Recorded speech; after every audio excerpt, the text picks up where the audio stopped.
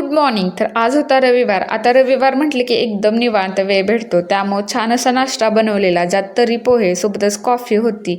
नाश्ता करून झाल्यानंतर हेअर वॉश करायचा होता, तो हेअर वॉश करून घेतला. आणि आज एक गोष्ट मला रिअलाईज झाली, ते म्हणजे 2023मध्ये माझं लग्न झाले आणि आता 3 वर्ष होती लग्नाला. आणि 3 वर्षात मी इतकी बदलले, म्हणजे 3 वर्षा अगोदरची मी आणि नंतरची इतका डिफरंट आहे. कधी तर मी मागे वळून पाहिलं ना, मलाच विश्वास बसत नाही की मी अशी होते. लग्नानंतर तर मला जेवणसुद्धा बनवायला येत नव्हतं. हळूहळू सगळं शिकत गेले. त्यातल्या त्यात ईशा झाल्यानंतर तर लाईफमध्ये खूप चेंजेस झाले. म्हणजे अगोदर मी आळस तरी करायचे, पण ईशा झाल्यानंतर आळस करायला सुद्धा मला टाईमच भेटत नाही.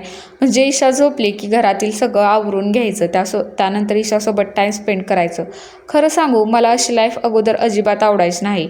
पण आता असं वाटतं की यातच माझं खरं सुख आहे. हाच माझ्या आयुष्यातील सगळ्यात गोल्डन पिरियड आहे असं वाटतं.